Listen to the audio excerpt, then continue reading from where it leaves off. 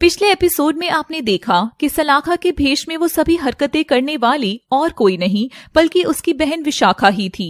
मगर आखिर उसने ऐसा किया क्यों? दूसरी ओर कटकानंद की गुफा में छिपी उस लड़की का राज भी सामने आ जाता है। अब देखिए कि आगे की कहानी में कैसे कटकानंद के बुरे इरादे दोनों बहनों की जिंदगी में नया तूफान लाते हैं और कैसे मजबूर मिहिर और अंजलि को अपनी उंगलियों पर नचाते हैं। सलाखा अभी भी नहीं समझ पाई थी कि उसके साथ क्या हो रहा था और अगले दिन वो कॉलेज जाती है, मगर वहाँ उससे कोई भी बात नहीं करता।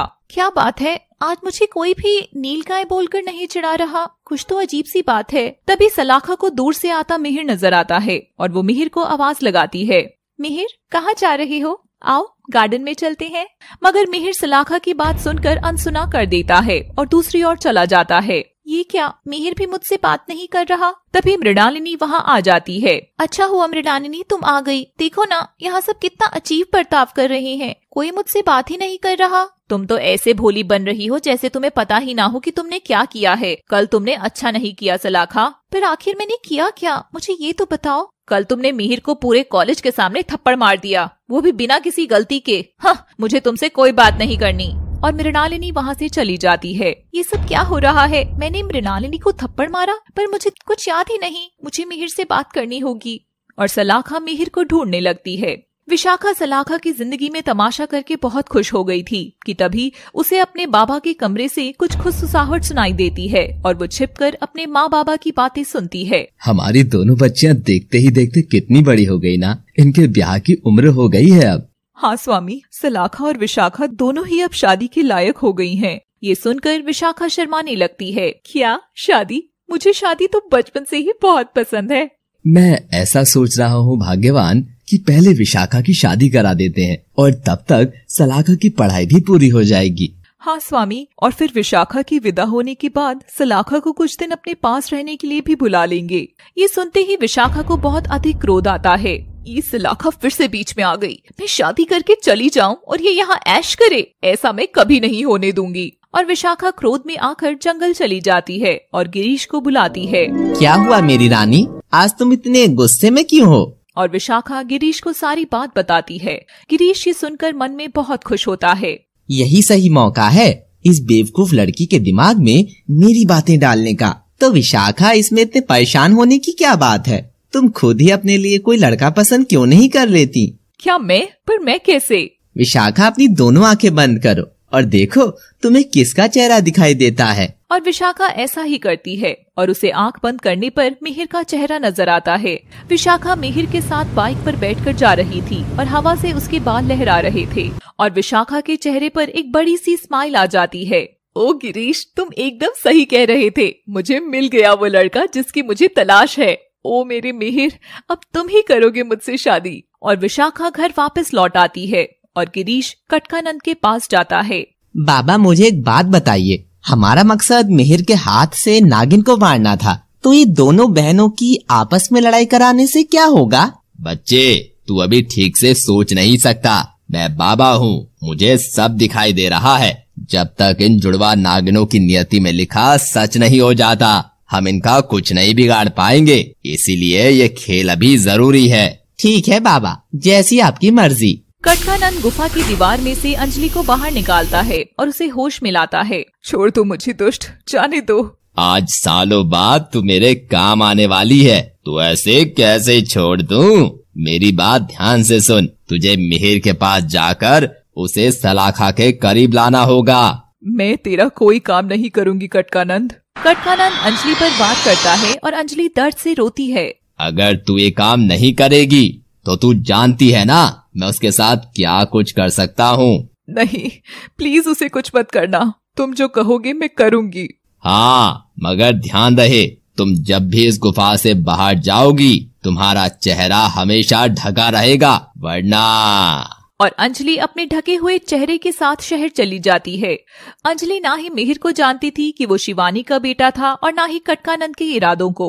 बेचारी अंजलि मजबूरी में मिहिर को खोजने लगती है और ढूंढते ढूंढते कॉलेज पहुंच जाती है और देखती है कि बेंच पर एक लड़की बैठकर रो रही थी जो खुद सलाखा थी। अंजलि उसके पास जाती है और उसका सर सहलाती है। आप कौन है? बेटा, मैं तो यहाँ किसी को ढूंढते हुए आ गई हूँ, मगर तुम क्यों रो रही हो? क्या नाम है तुम्हारा? मेरा नाम सलाखा है, मेरा दोस्त मिहिर मुझसे नाराज है। और सलाखा अंजलि को सारी बात बताती है। सलाखा और मिहिर, ये तो वही नाम है जो उस तांत्रिक ने मुझे बताए थे। लगता है मैं एकदम सही जगह पहुंच गई हूँ। बताइए आंटी, आप कौन है? हाँ, आंटी ही तो हूँ मैं, मिहिर की। कहाँ है वो? अरे आप खड़ी क्यों है आंटी? पर आप यहाँ कैसे? बेटा क्या बताऊं, मिहिर घर से नाराज होकर आ गया है। ना ही वो किसी से बात करता है और ना ही हमसे मिलना चाहता है। वो मुझे भी यहाँ देखेगा तो बहुत गुस्सा करेगा, इसलिए मैं जब उससे मिलूं तो तुम उसे कुछ मत बताना। मगर उसने आपको पहचान लिया तो? सलाखा, क्या तुम मुझे अपनी आंटी बता सकती हो? और सलाखा इस बात के लिए मान जाती है और दोनों मिहिर के पास जाते हैं। मिहिर सलाखा को देखकर फिर से गुस्सा होता है। मिहिर बेटा, आखिर दोस्तों के बीच तो गलतियां होती ही हैं। अगर हम माफ नहीं करेंगे तो कौन करेगा? अब गुस्सा थूक दो बेटा। आप कौन? मिहिर, ये मेरी आंटी है, गांव से आई है। सब अंजलि के बारे में झूठ बोलते हैं। मिहिर, आई एम सॉरी, मैं सच में नहीं जानती कि पिछले 2 दिन में मेरे साथ क्या हुआ है। मगर अगर मैंने तुम्हारा दिल दुखाया है तो मुझे माफ कर दो। और सलाखा रोने लगती है। ये देख मिहिर को सलाखा पर प्यार आ जाता है और वो उसे गले लगा लेता है। आज सलाखा को गले लगकर मुझे वही पुरानी सलाखा महसूस हो रही है। आखिर ये सब चल क्या रहा है? तभी वहाँ मृणालिनी आ जाती है।